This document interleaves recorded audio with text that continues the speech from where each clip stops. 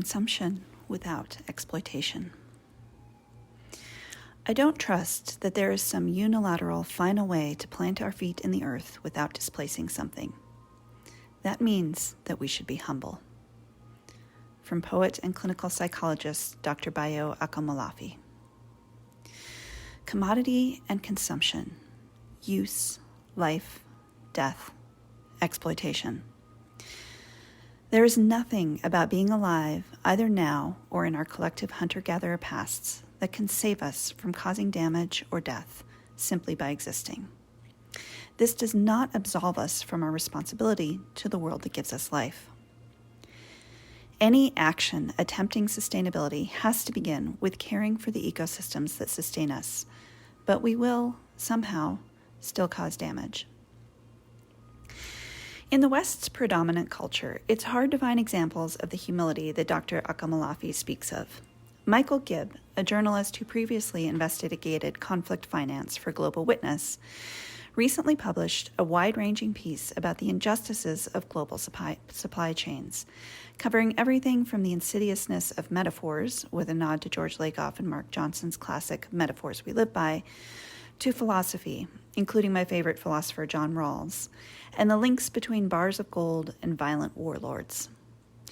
Speaking of the products we buy in terms of a quote-unquote supply chain, he wrote, steers us away from a deeper reflection on the systemic pressures and incentives that created the problems in the first place, not least the pressures to increase profits through larger production volumes at ever lower prices.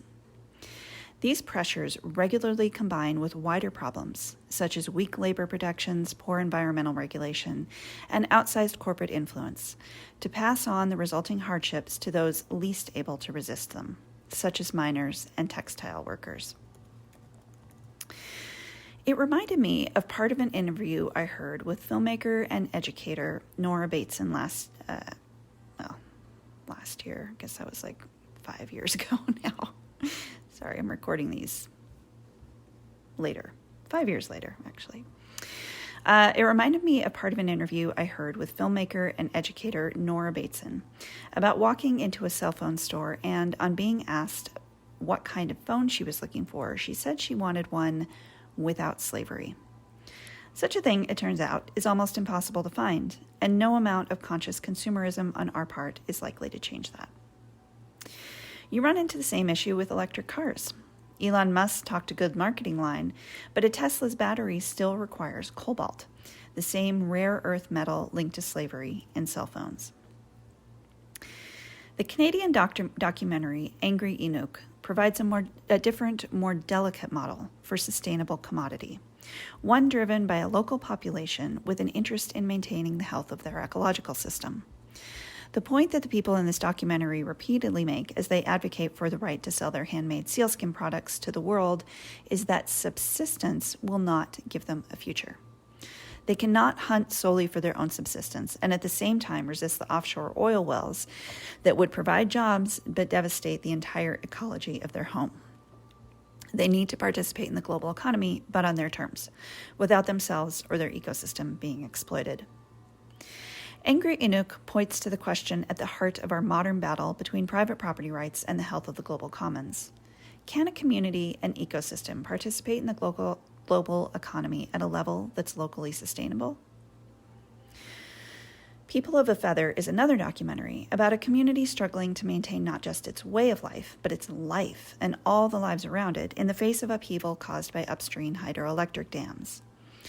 The residents of the community at the center of the film have lived in balance with ice, seal, eider ducks, and the sea for countless years. But as massive Canadian hydropower projects pump fresh water into the ocean at the wrong times of year, responding to southern neighbors' needs to heat their homes, the resulting imbalance in ocean salinity puts the entire ecosystem at risk. That's the other side of the private property commons coin, the pillager, the absentee landowner, the mandate of corporations to place shareholder return and personal profit above all other values. Stories like these, and plenty of ongoing situations I follow here in Montana, expose as a fantasy the libertarian dream that we can all get along without laws, government, and regulation, as long as we, quote-unquote, don't hurt people and don't take their stuff.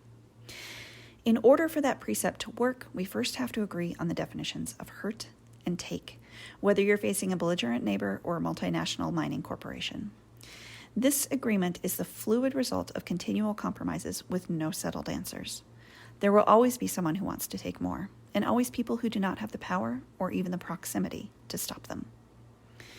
Acknowledging this reality gives us the knowledge we need to begin creating a different kind of society, one that puts the health of people and ecosystems first, including those at a distance that might be affected by our activities.